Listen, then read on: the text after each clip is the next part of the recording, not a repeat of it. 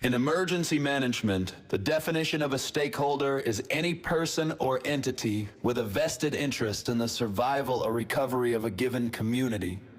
This is the Stakeholder Prepping podcast, where the tactical comes from the practical, and today, you become your own stakeholder.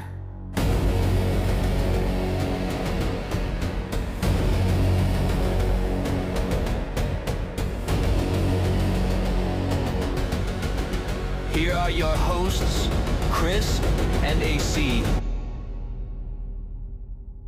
Welcome back to Stakeholder Prepping, where you, yes, you are the stakeholder in your own survival. And AC, this is an interesting one. I'm curious about how today's episode is going to work out. I think this one's going to be fun. I think this will be pretty fun. And we're going to go down some crazy rabbit holes a little bit. But today, we are going to be talking about the survivalist junkyard. That is when the grid goes down and the Amazon packages stop showing up and the garbage man stops hauling away your trash and recycling. What are you going to do with all of that garbage? What are you going to do with all the stuff that you normally throw away and recycle?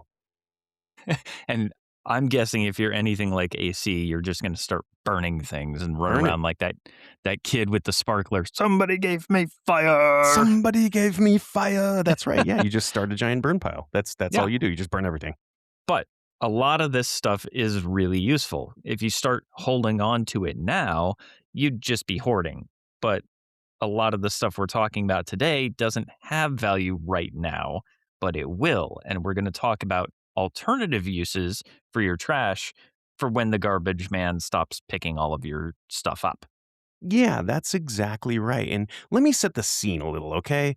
Most Ooh, people. story time. Here's the story time. Here's the scene. Let's set this thing up. Most people hear the garbage truck pulling away with your unwanted refuse, or basura for our Spanish speaking listeners. But that's the sound of your survival driving away because you're too civilized to keep that bag of hair in your closet. So here's the deal. Something happens, right? The grid goes down, supply chains stop, and you've just wheeled your trash and recycling out to the curb. But the garbage man isn't coming because that's it. Something big and nasty happened, right? The Teotihuacan event happened. And you've got a fridge full of consumables. And that's going to create a bunch more trash next week. So what are we going to do with all this stuff? We're going to separate it out and we're going to find uses for it. And I think we've got some really creative stuff in this one. So this is we're taking our trash and recycling back and we're going to figure out what has intrinsic value when the grid goes down. Yeah, this is the one man's trash is another man's treasure episode, right? 100%. Yeah. But quick disclaimer, we are not telling you to become a hoarder. No. That is not what we are telling you. And we are all hoarders anyway. I mean, if you're a prepper, you're kind of a hoarder, but don't just start hanging on to your old milk jugs or anything. No. What we are telling you is to become a tactical curator of refuse. In a grid down or SHTF scenario, the local landfill is the new Nordstrom's. And I know some of you are confused as hell, so Just wait. we'll say Dillard's or Sears or the local mall. Right. We are going to talk about the prepper's paradox. The cleaner your house looks now, the faster you die later. So do you just want to go back and forth with these, AC? Yeah, I like that. So let's just pick a couple and we'll go back and forth. And I think we're going to go down some rabbit holes and get kind of silly with the stuff you can do. But how about you go first? I do love some ribbit holes. Yeah, There will be some crazy ribbit holes. I definitely love the ribbit holes. I will start with the MVP. And this is actually something that we do in our house right now, just out of habit. Just Believe it or because. not. Yeah. Dryer lint. So why buy that $15 magnesium fire starter when you have a belly button and a Maytag? That's right. Yeah. I always just keep a little in my belly button just in case. Just need a little tinder for on the trail. Well, how did you survive, sir? Belly button lint. Belly button Tinder. Yep. That, I'm waiting for you to say that on some rescue interview. This is probably the one thing that people think about because it is a really great fire starter. You would be amazed at the amount of homeowners claims that I actually see because people don't clean out their dryer vents. This is something that is super, super simple and easy to do, but a lot of people forget about it. You basically have to try not to let this stuff catch on fire. It is that flammable. Oh, dude, and I've cleaned out my dryer vents. I can give you a quick, really side disgusting story, but I cleaned out my dryer vents and I pulled out this big, like a big clog of dryer lint, and it was like hard ball of dryer lint, and I'm like, what is this? And I tried to take it apart, and it was just a mouse, but it had been, like, dried, like, it wasn't like a bloody gross mouse. It was a little, like, m mouse lint sarcophagus that was stuck in like, it crawled into the dryer vent because it was warm, and then I just, like, kiln dried it for years. It was mouse jerky. It was mouse jerky, yeah, it was way more than mouse jerky. I mean, there was no jerky left. It was just dry mouse hair and mouse bones. It was the grossest thing, but I'm sitting there, like, with my hands on it going, "What is this thing?" Trying to, like, pick it apart. It was so gross. I think the worst that I've done is accidentally put a pack of chewing gum into the dryer, and it got into the dryer lint trap, and that Just was throw the dryer bad. out. Throw the dryer out at that point. Just go get another dryer. It did require a new lint trap. Oh, yeah. It Gross. was it was one sticky, hairy, fluffy mess. I can imagine. But yeah, that's the thing. This stuff, dryer lint, you are basically spend most of your time trying to not get it to catch fire. Yeah, and with a couple of other things you were about to throw out, it becomes a level 10 prepper fire starter. Just stuff dryer lint into toilet paper rolls dipped in old candle wax. It is like C4 in a trailer park. It's gonna go up. And speaking of which, there are some other uses for those old toilet paper tubes or paper towel tubes. Tactical organizers. In an apocalypse, tangling is the enemy. So for cord management, fold up your paracord, your USB cables, scavenged wire, slide them into a roll. Label the outside with a Sharpie. Nothing screams, I'm going to survive the winter like a neatly organized crate of copper wire while your neighbor is tripping over his own shoelaces, right? Right. You I can like also it. make tool sheaths by flattening out a paper towel roll and duct tape one end. It's a perfect lightweight sheath for a fixed blade knife, a file, sharpened screwdriver, something that you're going to hold in your pack and you don't want it poking holes in other stuff. You can reinforce that with more duct tape. Well, yeah, that's a good idea. Yeah, the paper towel rolls are good. You can use all kinds of stuff. I like the wire roll. It's great for wire management. That's a good idea. And then actually that transitions into my first one, which is seed starters. So you can cut those toilet paper rolls in half, line them up in a tray, fill them with soil, and when the seedling is ready, you just plant that entire tube in the ground like a little, tree in a sonotube because it's biodegradable. So it protects the roots from transplant shock. And in an SHTF world, if your tomatoes die, man, you die. So don't risk the roots here. But I was actually going to say you can do the same thing with egg cartons, especially the cardboard ones. You can fill each one of those little, 12 egg receptacles, whatever they are, with soil, and they're easy to separate. You can easily have 12 individual little starters.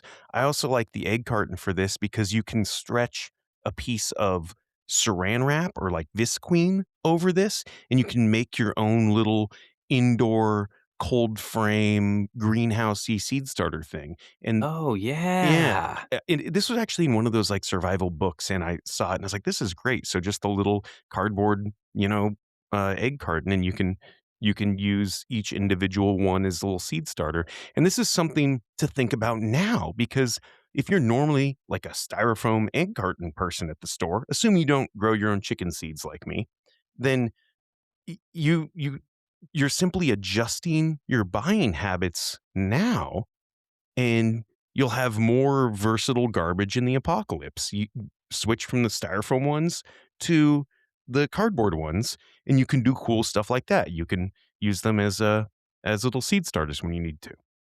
Yeah, and I mean, if power is out, you still have shelving for all of them inside of the refrigerator. Yeah, that's actually a great idea. Yeah, that's true. You still have space for them. They can still go in the same place.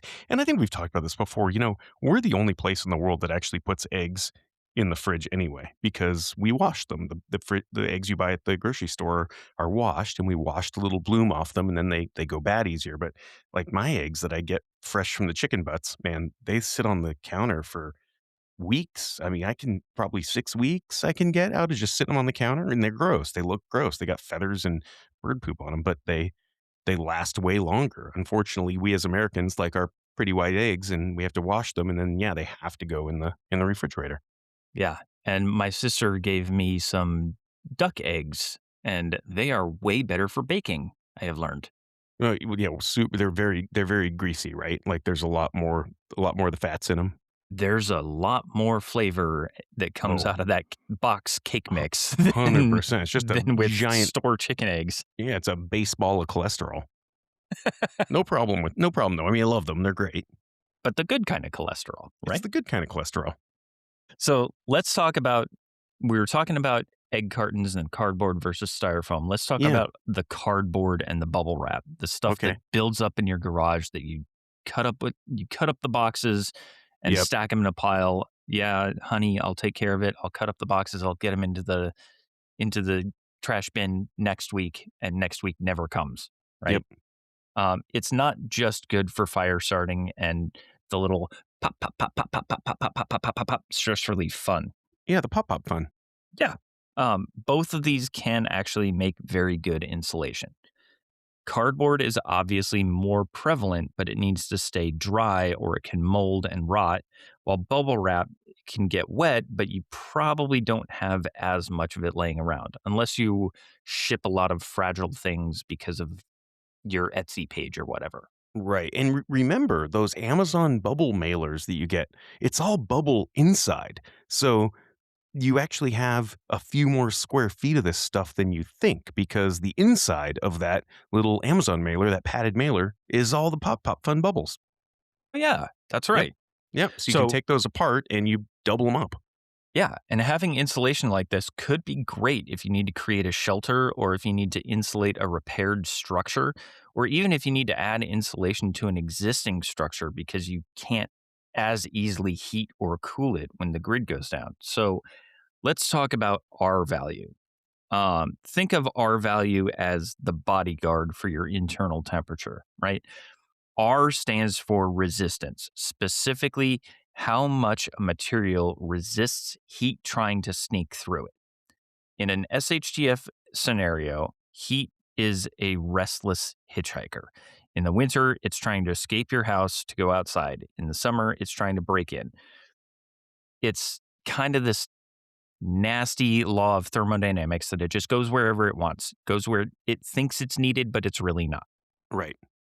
And the R value tells you how good a wall or blanket or a pile of bubble wrap is at slamming the door in its face. So, for comparison, a single pane glass has an R value of about zero point 0.9, and one layer of bubble wrap has an R value of 1.1. That doesn't sound like a bunch, but if you have an inch of it, about 5 layers, it has an R value of 5.8 per inch, right? Wow, I didn't yeah, that's funny. So you're saying that bubble wrap has a higher like, a single layer of bubble wrap has a higher R value than a single pane window. That's crazy to me. It does. It's Yeah. really wild how this works. And R value, the the way that it works is it traps pockets of air.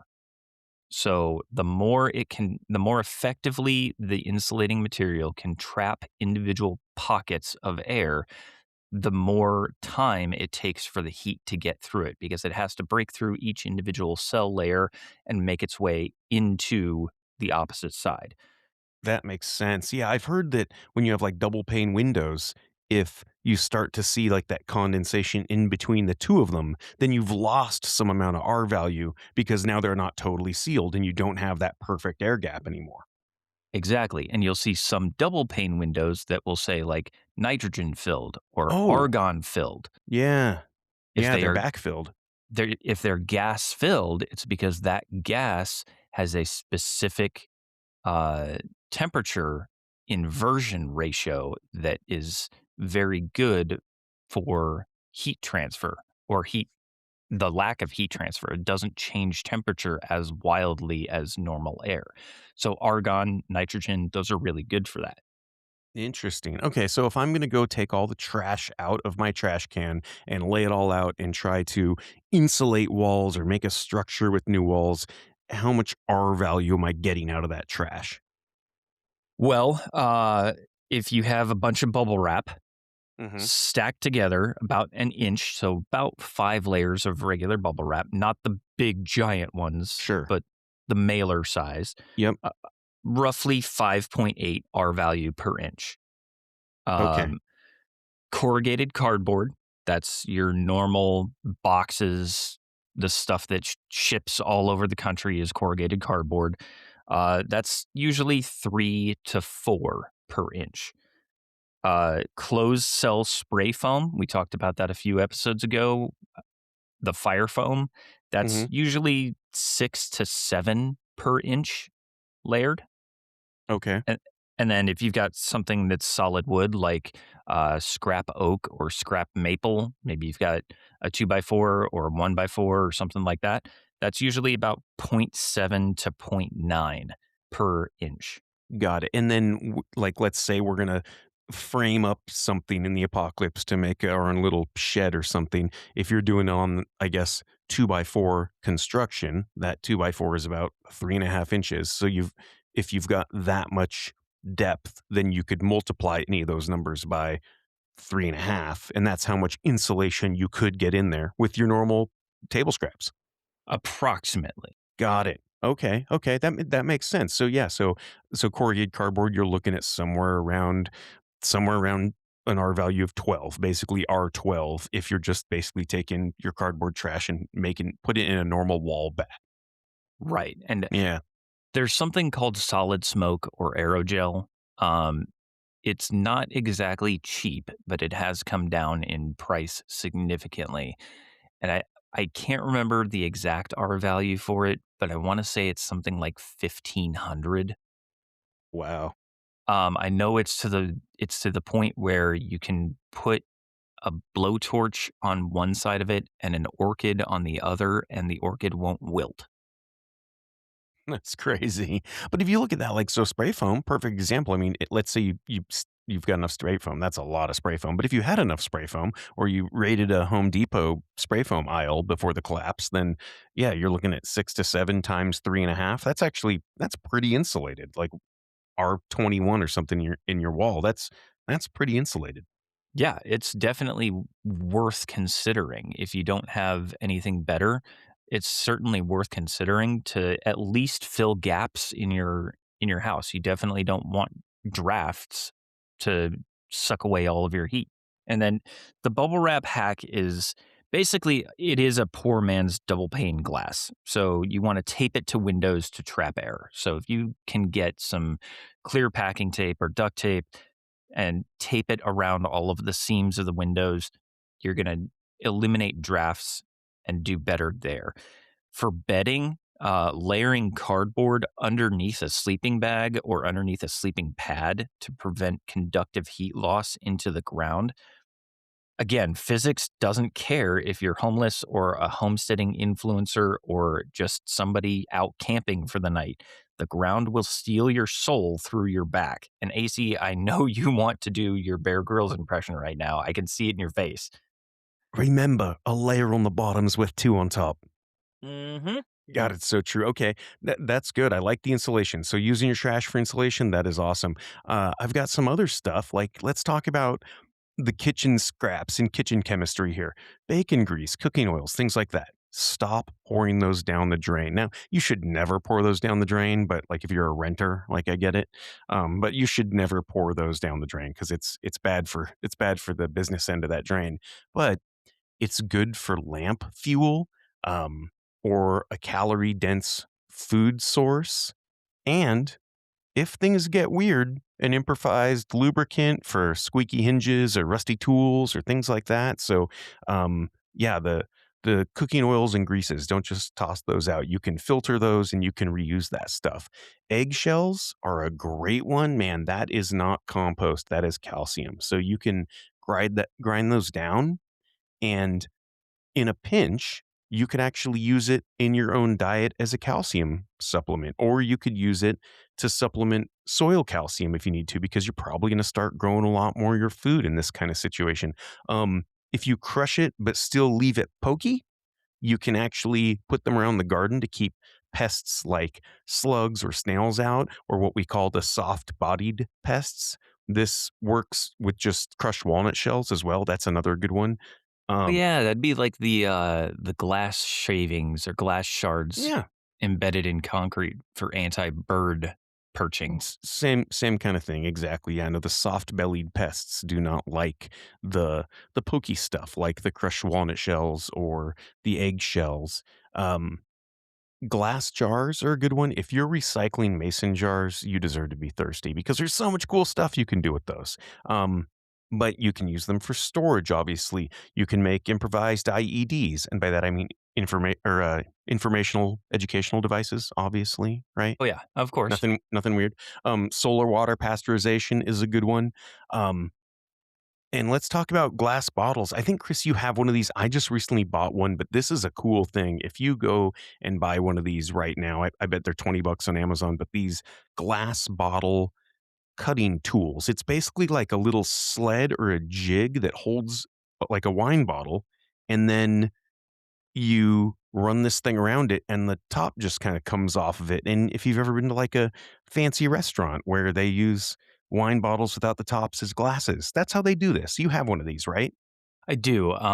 It's very similar to a pipe cutter. It's just got a Right. jig in it. Yeah. Yeah, it's like a jigged pipe cutter, but with a rolly glass cutter blade. These things are very cool. I'll actually post a link because these things are awesome. And you can make your own little glasses or jars out of these. And yeah, if you've ever been to a fancy restaurant that has it, that's how they do this. And if you are a red wine drinker, red wine bottles can be used for plant starters. And I actually really like doing this. One, because it's a darker bottle, the UV doesn't penetrate as well. So you're not going to like ruin the roots.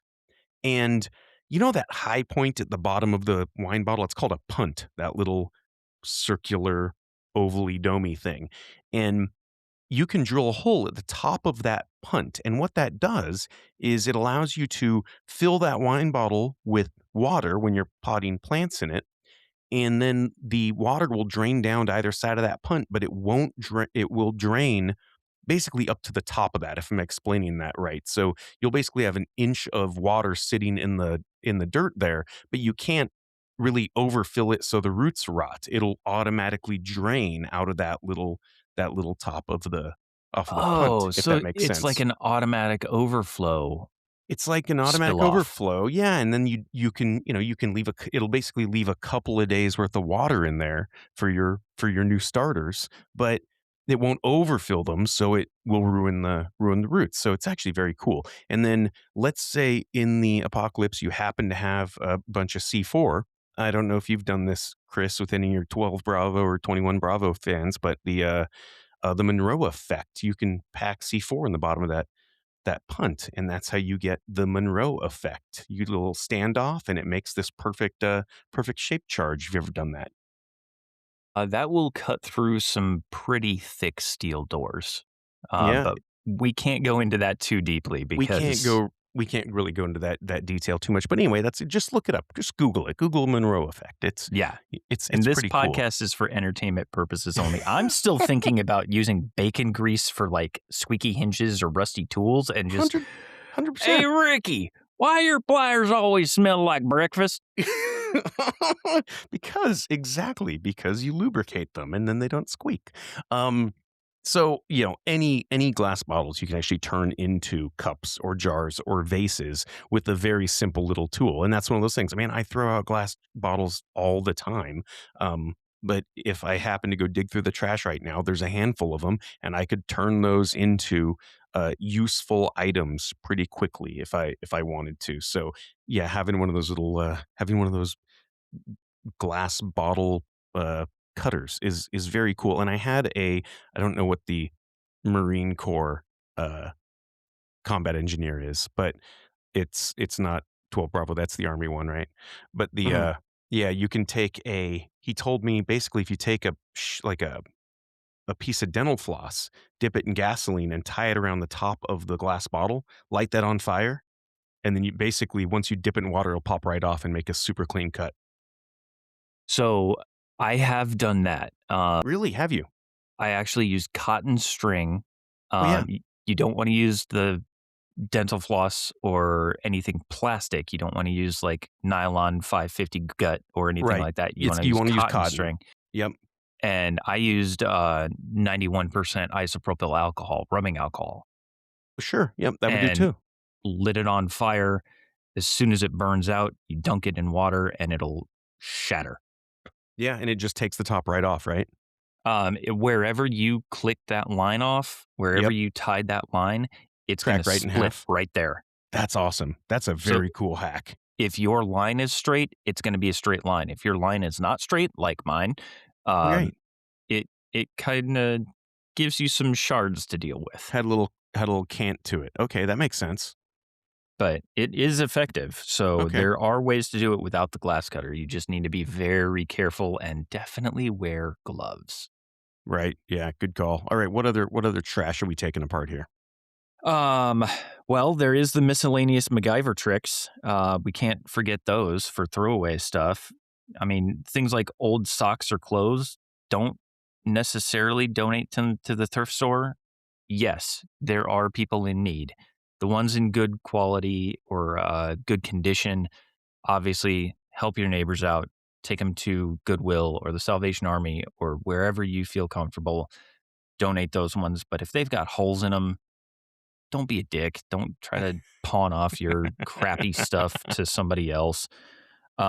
What you can do is cut them into char cloth, which is fire starting, or you can use them as water filters for sediment.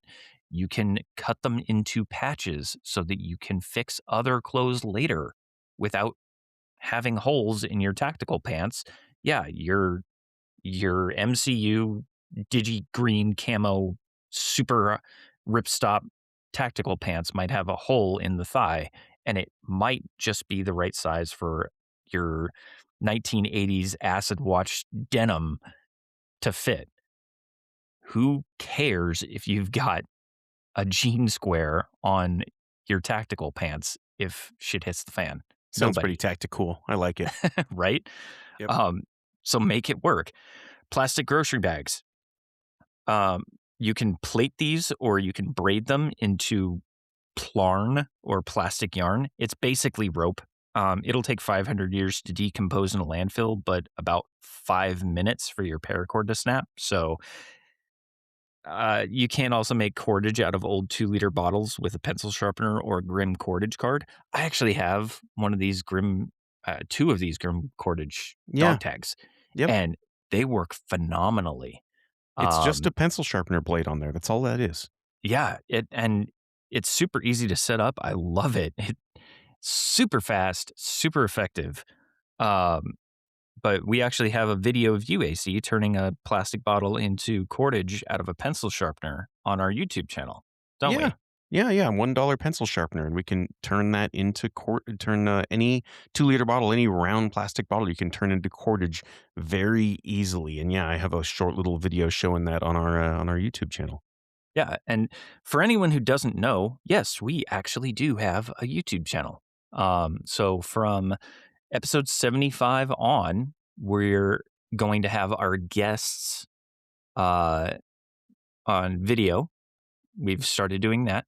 And we also have some bonus content that you can only find there. There are some special videos, some instructionals, some daily hacks, just some small stuff, but there are some exclusives on YouTube. So look for Stakeholder Prepping on YouTube, and you might just learn something that we don't talk about on the podcast. Yeah, we do have anything that we absolutely need to have in a video. I think Chris, you did some really cool land nav stuff, and then all the tips and tricks for our tac nav card because it's just kind of hard to explain over the over audio only. But yeah, we do have some cool stuff on there. So moving on, uh, I'm going to talk. Let's talk about aluminum cans because everybody has a billion of them. Like you just have a bag of them, right? Nobody just takes one can back to the store. In some states, they're worth 5 or 10 cents. Some states you just recycle them, right?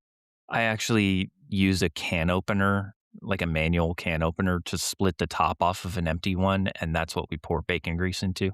Yeah, yeah, great idea. Yeah, so everybody's got a bunch of old aluminum cans, soda cans, beer cans, whatever they are. So let's talk about all the really cool stuff you can do with those. There's the penny stoves, the penny alcohol stoves. Those are really cool, and I don't know if anybody has seen these. There's 1,000 videos online, but this is kind of the gold standard for DIY camp gear by cutting off, let's say, two bottoms of aluminum cans and then you nest them together, you create this little pressurized burner that runs on denatured alcohol or, any high percentage isopropyl. And it's very cool. It weighs almost nothing. You can boil water in minutes and you basically just use a little pin, a little push pin to create the jet holes for this really clean, controlled burn. It's very cool. So I'll post some videos, the ones that I like on YouTube that people have done this. But it's very cool. You just basically take the bottom couple inches off two cans and you nest them together. And then by poking a couple of holes, you fill that with isopropyl alcohol and you make a little camp stove. And it's very simple to do. Quick suggestion on that: wear gloves. Yeah, you're gonna cut yourself quite a bit. Yeah, wear gloves. Wear gloves whenever you start touching aluminum because you're right. It's just so sharp. It's crazy sharp. You're exactly right. If you've Um, ever seen that scene in Twister where they're slicing apart the empty cans to make the little Dorothy fly, yep, yep. yeah, you're gonna cut yourself. I Yeah, promise. you're gonna cut yourself a ton on any little aluminum can. It is very, very sharp. Some other stuff you can do with cans in a rescue situation, the bottom of a can is surprisingly reflective. You can use that as a little parabolic reflector. It just helps kind of focus the light. Can be seen for miles away if you focus that light right. Um, you can also make a fire starter with the bottom of aluminum cans, and we did it. This is on our YouTube channel. Our friend Jack put in a ton of work to make this work, and I think it's actually the only real one of this on YouTube. We found a bunch of people saying they did it using the bottom of a can as a parabolic reflector and trying to start a fire, but then like there was weird camera angles and it kind of like cut away real shortly before the flame started. Like it just wasn't, like people were lying about it, and he actually did it. He did just a super fast forwardy time delay type thing, and we just played the whole thing out and he actually started a fire with nothing more than the sun and the bottom of aluminum can as a parabolic reflector. And I think we're the only ones on YouTube that did it. Everybody else definitely lied about it. Yeah, there were a lot of people that said they did it, but Right. our Tinder card actually proved that it can be done. It actually, yeah, he actually caught the Tinder card and a little bit of Tinder on fire and actually made a fire with. I think he had to use a bigger can. I think it was like a Foster's can. It was a Foster's It can, I was think. right. Yeah. He had to use a bigger parabolic reflector to make it happen. I don't think the Red Bull can was going to make it happen. The other thing with that is it seems like if you're going to try to polish it, a candy bar wrapper or super, super fine steel wool works really well. Like the aluminized candy bar wrapper seemed to work well. Well, yeah, and chocolate is actually just slightly abrasive. That's what it was. So you can, if you had That's like the Hershey's candy bar, a little bit of chocolate is a great abrasive, and you got to put in some elbow grease. But I mean, a survival situation. What else do you got to do? So just yeah. make fire start with a can. sit there and wave your arms for FEMA to show up. Right. So continuing along the aluminum can line, they do actually also make great perimeter alarms. There's a couple ways to do this if you're worried about uninvited guests or bears or uh, mountain lions, depending on where you are, whatever happens to be where you are wandering into camp. They make excellent low tech sensors. So you can string several cans together with fishing line or thin wire or paracord gut, drop a few small pebbles or metal scraps inside each can, and then as soon as somebody hits that wire or that rope, that rattle kind of provides an immediate audible alert. You can also take a couple of cans together and get a little almost bell-like dinging together. Um, Oh, yeah. especially if you cut the ends of the cans and leave the tabs on, you'll actually get them to ring together. Um, Kind of depends on how fancy you want to get with it, but you can make bells out of aluminum cans, basically. So Yeah. That depends on how much time you have, how hasty of a setup you want to have. I think we've got a lot of time in this scenario. I mean, we're picking through our own trash and trying to figure out what to do with like broken eggshells. So, yeah, we've The got sky is the limit. the sky's the limit. Now, if you want to get silly and like melt down cans and turn them into other things, you can do this. But there are a few things you need to know first. And we have a couple metallurgist friends who listen to the show. So I know our friend Dale is going to have some choice corrections for me here, and I just don't want to hear it, Dale. Okay, I'm working with my limited knowledge of metallurgy here, so just don't beat me up too much about this. Um, but yeah, I think a lot about this. I think that, or maybe it is just me, that I think a lot of us are just going to become blacksmiths in the apocalypse, right? Like the collapse is going to happen and we're just going to start pouring metal into forms to like replace gears on our bicycles or something. I just think that's going to happen. Like, oh, I've got a bunch of aluminum cans. We're just going to turn this into metal. Um, but let's say you have some time on your hands in the apocalypse and you want to start working or smelting aluminum because you just have a bunch of cans laying around. Most people do. Something a lot of people probably don't think of is that aluminum cans are usually made from two different aluminum alloys. And this is super important for this conversation here.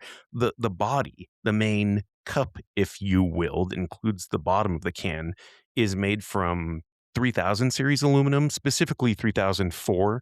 Um, that's primarily aluminum that's alloyed with manganese and a little bit of magnesium. And they use this because it's what they call work hardened.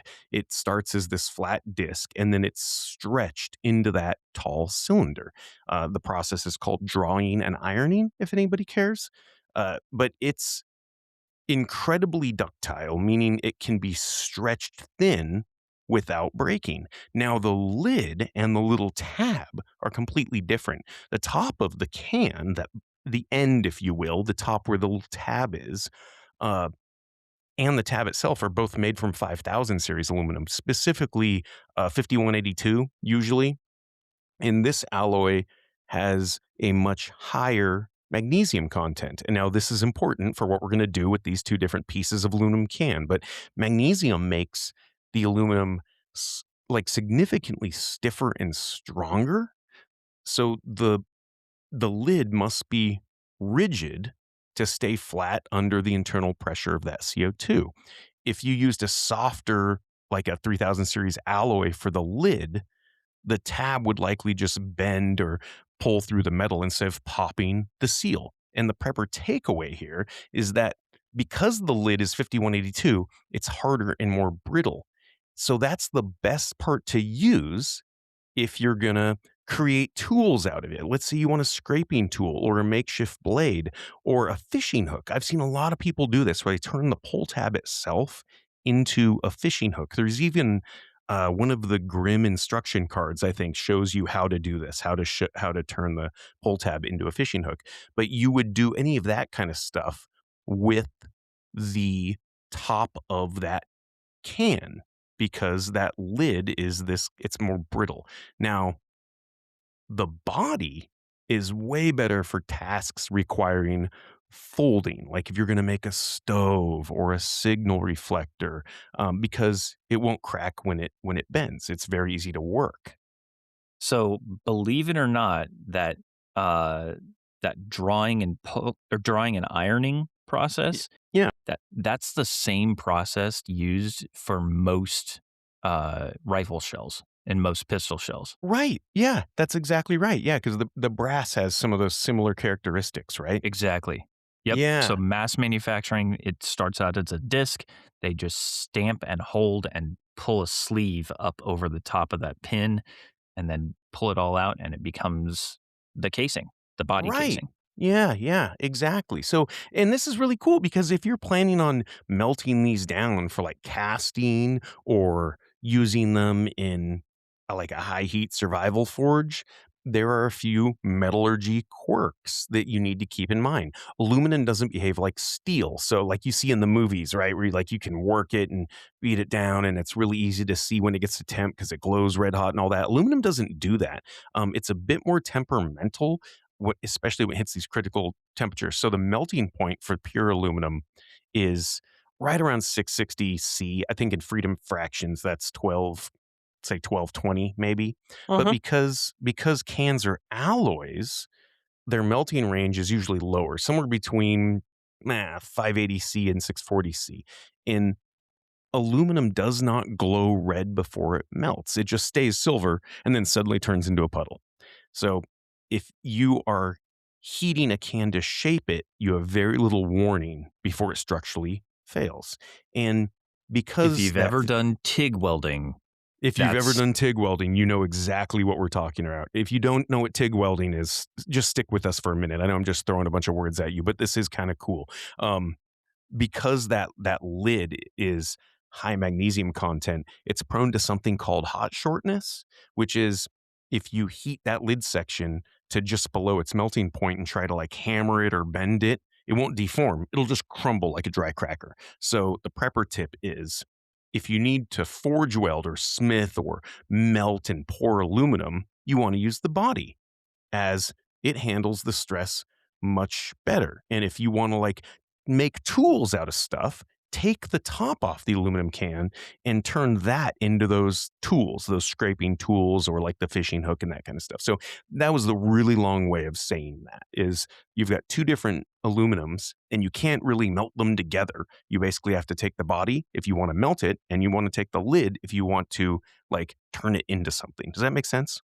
it does. It really does. And I think that's a pretty good explanation of how different different materials make up our everyday objects and we don't even realize it. We never even think about it. Just nobody thinks about it. You're like, yeah, I could just like, weld some aluminum cans or, heat them up and pour the metal into something and, make something in a form. It's a lot more difficult than that.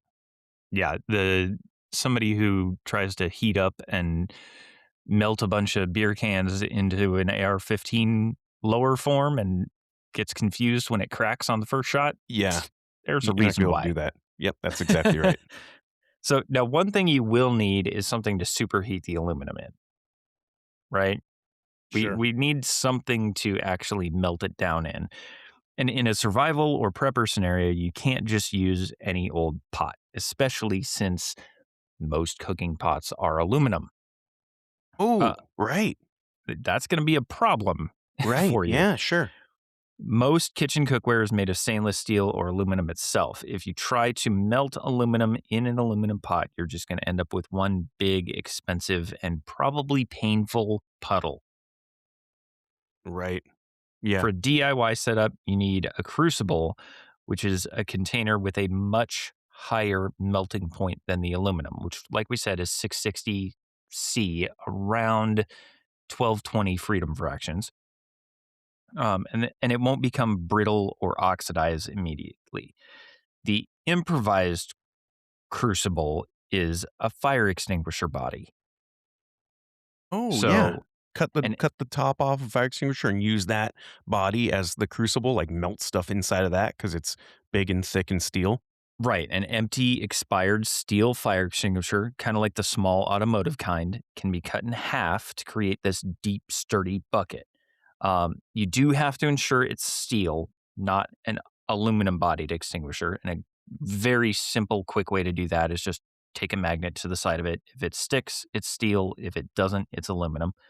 But you have to grind off all of the paint before heating because the fumes from industrial coatings are toxic. If you all of a sudden start to taste colors and hear butterfly wings when you're trying to do this, you've probably not scraped off enough. All good points. And do not use the clay flower pot. And ask me how I know. How, AC? Well, while it looks like it's the right shape and material, that typical terracotta flower pot is a recipe for a molten metal grenade, believe it or not. If you use one of these, it's kind of that very common dangerous mistake beginners make. And here's why it fails. There's thermal shock. The terracotta is designed to be porous and breathe at room temperature. So when it hits 600 C, like a forge, the moisture trapped inside that clay expands and that explodes. So it's kind of like our what were we talking about? It's like The the River Rock fire pit. it's like the River Yep. Rock fire pit. That's exactly right. Since the clay isn't refractory or heat resistant grade, it'll shatter or explode from that internal pressure. So don't use the clay pot. Use the fire extinguisher. Or I've actually heard you can use like if you had an old air compressor, cutting that and using a piece of that because it's very, sturdy steel that can handle the pressure and heat and things like that.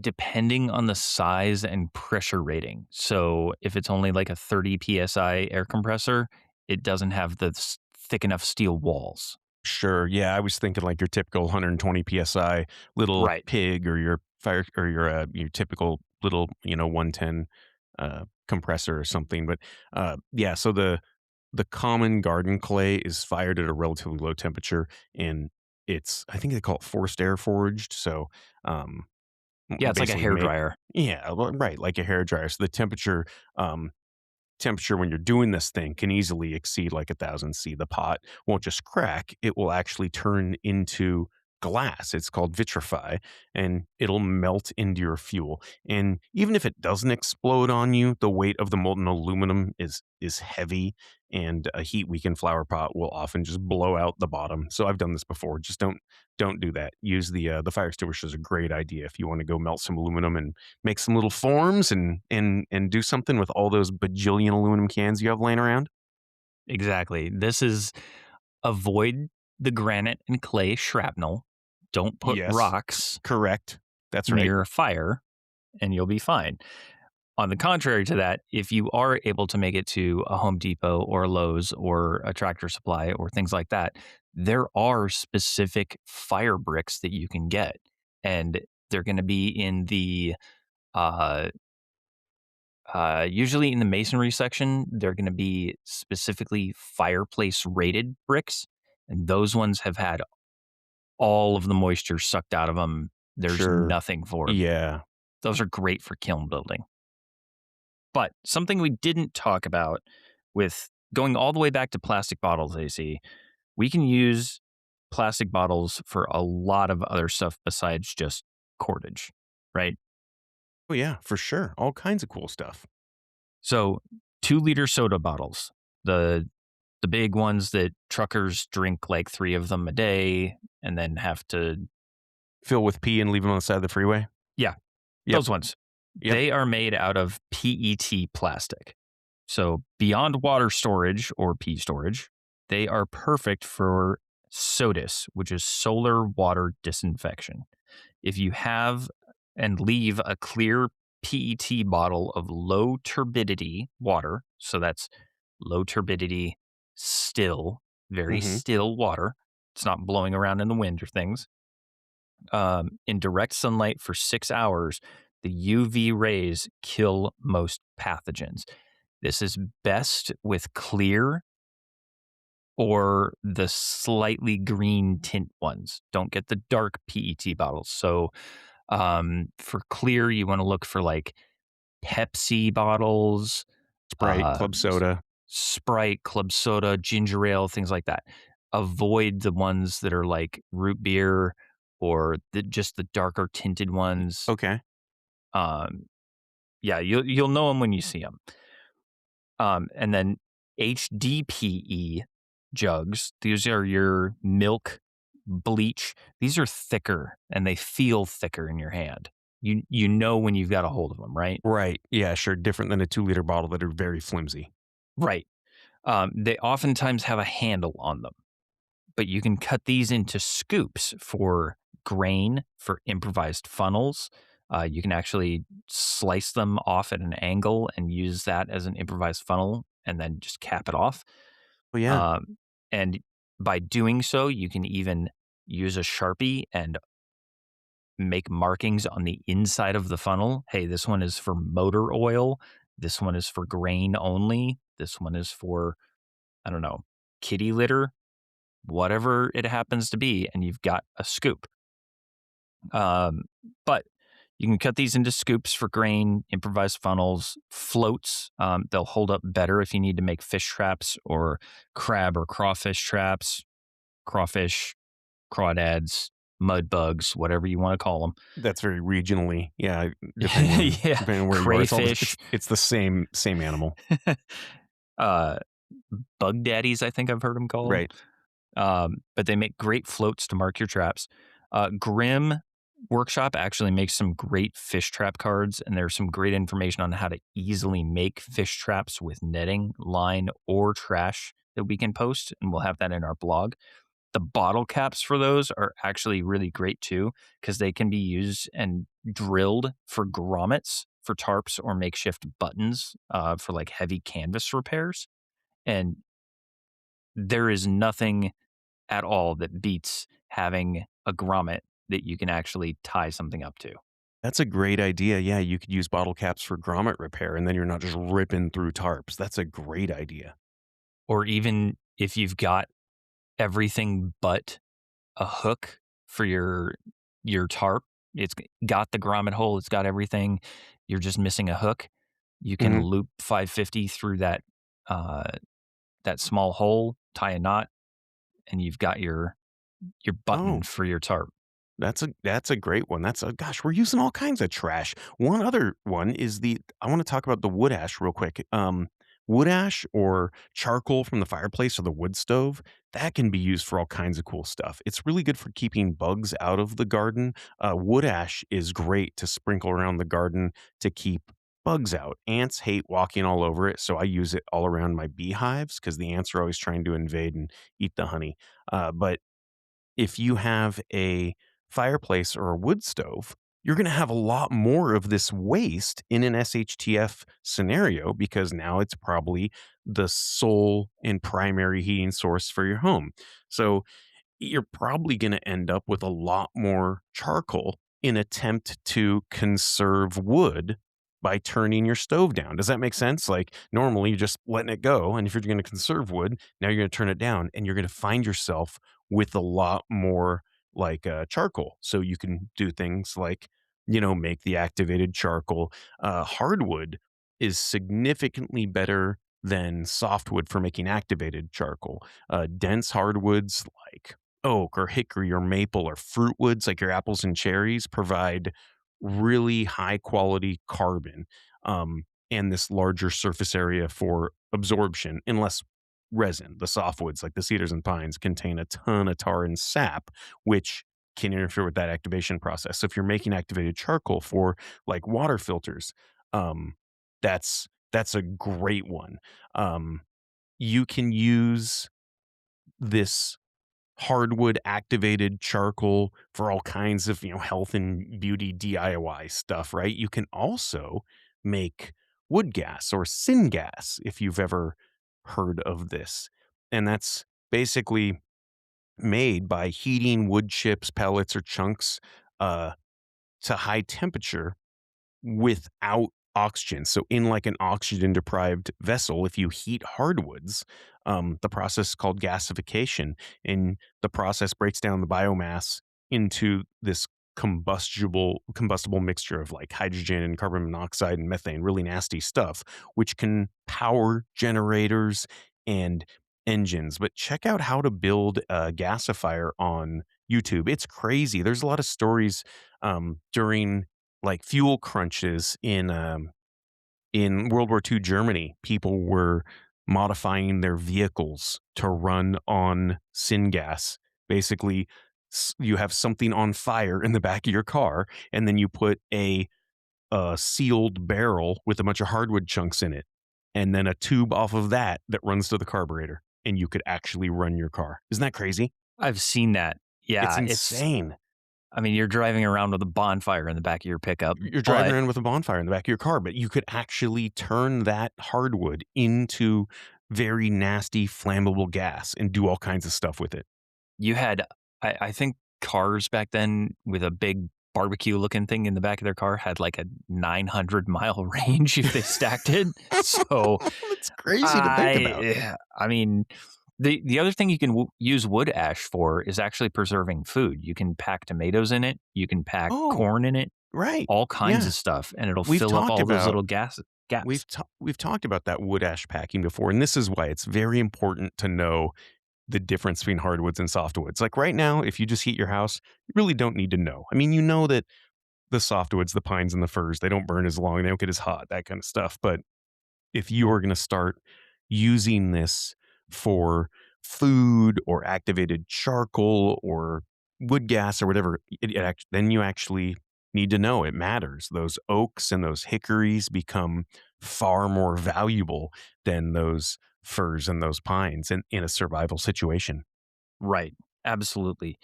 And, we got all the way to the end of this episode and didn't talk about making loincloth armor out of old used tires. How did we do that? How did we? Oh my God! I mean, think about that. Like, yeah, with gas prices these days, I think about dressing up as that Mad Max guy from Road Warrior like every day.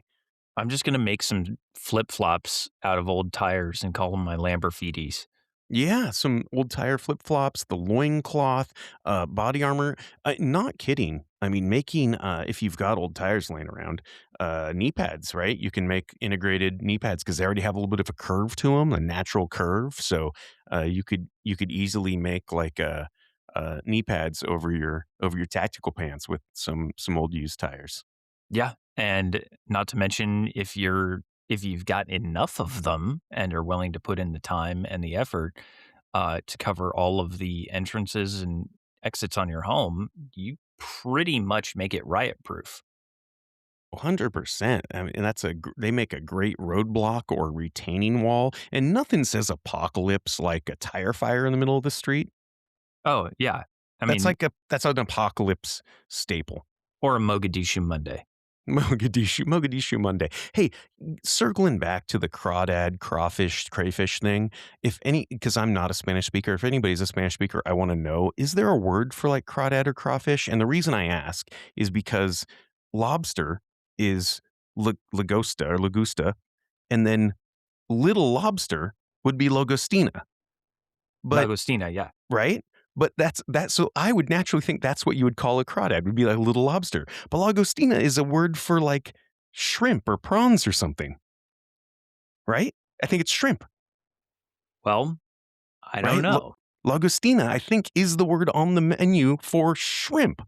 So little lobster is shrimp. So what do they call little lobsters? Hmm. I need That's to a know. good question. I bet I could probably plug it into Google right now. Somebody email us and tell me because I would want it to be a crawdad as a little lobster, but it's not.